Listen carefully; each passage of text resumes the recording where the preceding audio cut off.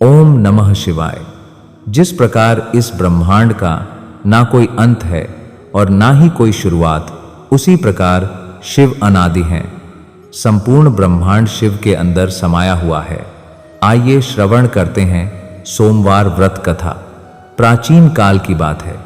एक नगर में एक बहुत धनवान साहूकार रहता था, जिसके घर में धन की कमी नहीं थी, परंतु उसको एक बहुत बड़ा दुख था कि उसके कोई पुत्र नहीं था। वह इसी चिंता में दिन रात लगा रहता था। वह पुत्र की कामना के लिए प्रत्येक सोमवार को शिव जी का व्रत और पूजन किया करता था तथा सायंकाल को शिव मंदिर में जाकर शिव जी के सामने दीपक जलाया करता था। उसके इसकी दीहाव सोमवार को शिव जी का व्रत और पूजन किया करता था। भक्ति भाव को देखकर एक समय पार्वती जी ने शिव जी महाराज से कहा कि महाराज, यह साहूकार आपका अनन्य भक्त है और सदैव आपका व्रत और पूजन बड़ी श्रद्धा से करता है। इसकी मनोकामना पूर्ण करनी चाहिए। शिव जी ने कहा, हे पार्वती, यह संसार कर्म क्षेत्र है। जैसे किसान खेत में जैसा बीज बोता है वैसा ही फल काटता है, उसी तरह इस साध्य के लिए संसार में जैसा कर्म करते हैं वैसा ही फल भोगते हैं। पार्वती जी ने अत्यंत आग्रह से कहा, महाराज, जब यह आपका अनन्य भक्त है और इसको अगर किसी प्रकार का दुख है तो उसको अवश्य दूर करना चाहिए, क्योंकि आप सदैव अपने भक्तों पर दयालु होते हैं और उनके दुखों को दूर करते हैं। यदि आप ऐसा नहीं करेंगे तो मनुष्य आपकी सेवा तथा व्रत क्यों करेंगे। पार्वती जी का ऐसा आग्रह देख शिव जी महाराज कहने लगे, हे पार्वती, इसके कोई पुत्र नहीं है। इसी चिंता में यह अति दुखी रहता है। इसके भाग्य में पुत्र ना होने पर भी इसको मैं पुत्र प्राप्ति का वर देता हूं, परंतु यह पुत्र केवल 12 वर्ष तक जीवित रहेगा। इसके पश्चात वह मृत्यु को प्राप्त हो जाएगा। इससे अधिक मैं और इसके लिए कुछ नहीं कर सकता। यह सब बातें साहूकार सुन रहा था। इससे उसको ना तो कुछ प्रसन्नता हुई और ना ही कुछ दुख हुआ। वह पहले जैसा ही शिवजी महाराज का व्रत और पूजन करता रहा। कुछ काल व्यतीत हो जाने पर साहूकार की स्त्री गर्भवती हुई और 10वें महीने में उसके गर्भ से अति सुंदर पुत्र की प्राप्ति हुई। साहूकार के घर में बहुत खुशी मनाई गई, परंतु साहूकार ने उसकी केवल 12 वर्ष की आयु जानकर अधिक प्रसन्नता प्रकट ना की और ना ही किसी को भेद ही बताया। जब वह बालक 11 वर्ष का हो गया तो उस बालक की माता ने उसके पिता से विवाह आदि के लिए कहा तो वह साहूकार कहने लगा कि अभी मैं इसका विवाह नहीं करूंगा, अपने पुत्र को काशी जी पढ़ने के लिए भेजूंगा।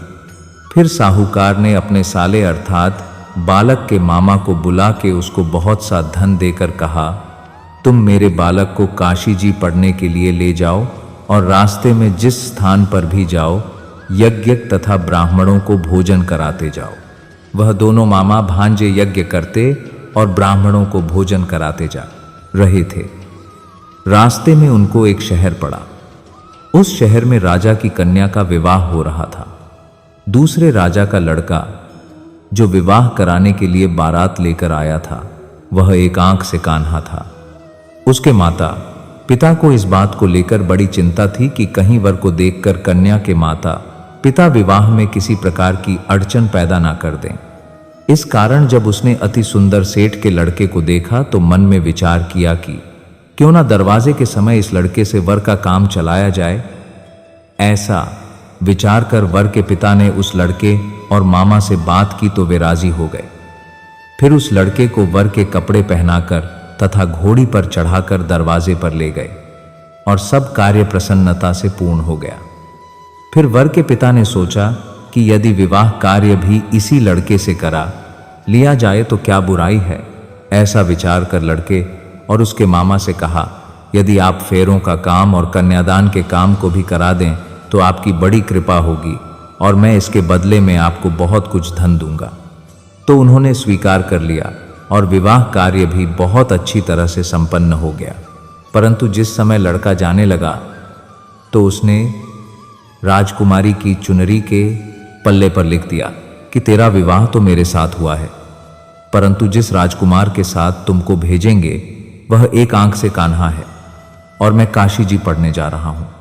लड़के के जाने के पश्चात उस राजकुमारी ने जब अपनी चुनरी पर ऐसा लिखा हुआ पाया तो उसने राजकुमार के साथ जाने से मना कर दिया और कहा कि वह मेरा पति नहीं है, मेरा विवाह इसके साथ नहीं हुआ है, वह तो काशी जी पढ़ने के लिए गया है।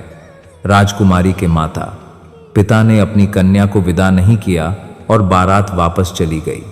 उधर सेठ का लड़का और उसका मामा काशी जी पहुंच गए।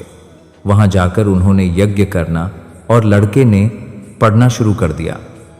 जब लड़के की आयु 12 वर्ष की हो गई तो उस दिन उन्होंने यज्ञ रचा रखा था कि लड़के ने अपने मामा से कहा कि मामा जी आज मेरी तबीयत कुछ ठीक नहीं है। तब मामा ने कहा कि अंदर जाओ और सो जाओ। लड़का अंदर जाकर सो गया और थोड़ी देर में उसके प्राण निकल गए। जब उसके मामा ने आकर देखा कि वह मुर्दा पड़ा है तो उसको बड़ा दुख हुआ और उसने सोचा कि अगर मैं अभी रोना पीटना मचा दूंगा तो यज्ञ का कार्य अधूरा रह जाएगा। अतः उसने जल्दी से यज्ञ का कार्य समाप्त कर ब्राह्मणों के जाने के बाद रोना पीटना आरंभ किया। संयोगवश उसी समय शिव पार्वती जी उधर से जा रहे थे। जब उन्होंने जोर जोर से रोने की आवाज सुनी तो पार्वती जी कहने लगी कि महाराज कोई दुखिया रो रहा है, उसके कष्ट को दूर कीजिए। जब शिव पार्वती ने पास जाकर देखा तो वहां एक लड़का मुर्दा पड़ा था। पार्वती जी कहने लगी कि महाराज यह तो उसी सेठ का लड़का है जो आपके वरदान से हुआ था। हे महाराज, इस बालक को और आयु दीजिए, नहीं तो इसके माता पिता तड़प तड़प कर मर जाएंगे। पार्वती जी के बार बार आग्रह करने पर शिव जी ने उसको जीवन वरदान दिया और शिव जी महाराज की कृपा से लड़का जीवित हो गया। शिव जी और पार्वती जी कैलाश पर्वत पर चले गए। तब वह लड़का और मामा उसी प्रकार यज्ञ करते तथा ब्राह्मणों को भोजन कराते हुए अपने घर की ओर चल पड़े। रास्ते में उसी शहर में आए जहां उसका विवाह हुआ था। वहां पर आकर उन्होंने यज्ञ आरंभ कर दिया तो उस लड़के के ससुर ने उसको पहचान लिया और अपने महल में ले जाकर उसकी बड़ी खातिर की। साथ ही बहुत से दास दासियों सहित आदरपूक लड़की और जमाई को विदा किया। जब वह अपने शहर के निकट आए तो मामा ने कहा कि मैं पहले तुम्हारे घर जाकर खबर कर देता हूं। जब उस लड़के का मामा घर पहुंचा तो लड़के के माता पिता घर की छत पर बैठे थे और यह प्रण कर रखा था कि यदि हमारा पुत्र सकुशल लौट आया तो हम राजी खुशी नीचे आ जाएंगे, नहीं तो छत से गिरकर अपने प्राण खो देंगे। इतने में उस लड़के के मामा ने आकर यह समाचार दिया कि आपका पुत्र आ गया है, तो उनको विश्वास नहीं हुआ। तब उसके मामा ने शपथ पूर्वक कहा कि आपका पुत्र अपनी स्त्री के साथ बहुत की है, सारा धन लेकर आया है। तो सेठ ने आनंद के साथ उसका स्वागत किया और बड़ी प्रसन्नता के साथ रहने लगे। इसी प्रकार से जो कोई भी सोमवार के व्रत को धारण करता है अथवा इस कथा को पढ़ता या सुनता है, उसकी समस्त मनोकामनाएं पूर्ण होती है। उम्मीद है आपको सोमवार व्रत की कथा अच्छी लगी होगी। अगर आपको यह वीडियो अच्छी लगी हो तो कमेंट सेक्शन में ओम नमः शिवाय लिखना ना भूलें। धन्यवाद।